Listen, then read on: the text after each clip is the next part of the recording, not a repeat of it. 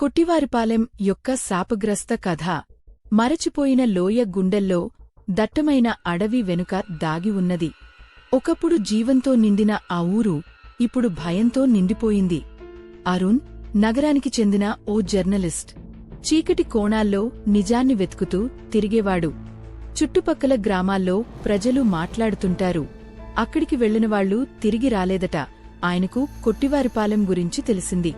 అరుణ్ వెంట ఉన్నది సుధా, భూతాలు, దెయ్యాలన్నీ మూఢనమ్మకాలు అని నమ్మే శాస్త్రీయ పరిశోధకురాలు. ఈ గ్రామం వెనుక ఉన్న నిజాన్ని బయటపెట్టాలన్న ఆరాటంతో సుధా తన పరికరాలు అమర్చి రేడియేషన్లో మార్పులు పరిశీలించసాగింది.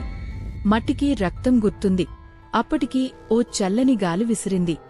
బయటనుంచి గట్టిగా ఏదో పడిన శబ్దం వినిపించింది. అరుణ్ బయటకు పరుగెత్తాడు. అయితే సుధా కనిపించలేదు.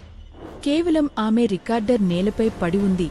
ఇంకా ఆడుతున్నాయి ఆమె చివరి మాటలు. ఆ వవ్కి చెట్టు దగ్గర ఏదో కదులుతోంది. ఆత్మ ఆమె శరీరానికి వచ్చేసింది. సుధ శరీరాన్ని విచిత్రంగా కదిపేస్తోంది. కళ్ళు తెల్లగా మారాయి. చిరునవ్వుతో తాను ఏదో మంత్రాలు చదువుతుంటుంది. ఆమె చర్మం కింద నల్లటి సిరలు కొట్టుకుంటున్నాయి.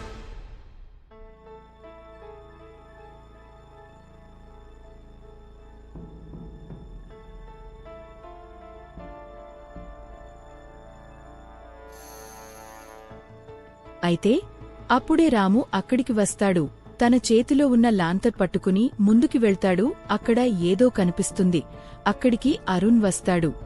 వెంటనే లాంటర్ కింద పడుతుంటే పట్టుకుంటాడు రాము. అరుణ్ ఊరులోకి వెళ్లి చూస్తే అందరూ భూతాలుగా మరి ఉంటారు. అలానే చూస్తాడు. ఈలోపు దెయ్యాలుగా ఉన్న జనాలు అందరూ బావిలోకి వెళతారు. తనకి ఏమీ అర్థం కాక భయంతో పరుగుతీస్తాడు. అలా ఊరు నుండి దూరంగా వెళ్తాడు. నిశ్శబ్దమైన అమావాస్య రాత్రుల్లో కొట్టివారిపాలెం దిశగా ప్రయాణించే హైకర్లు ఒక మూల నుండి వినిపించే ఒక ఆడవారి నవ్వు గురించి చెబుతారు. బయట గాలిలా కాకుండా మీ చెవికి చాలా దగ్గరగా వినిపిస్తుంది. గ్రామం ఇంకా ఆకలితో ఉంది.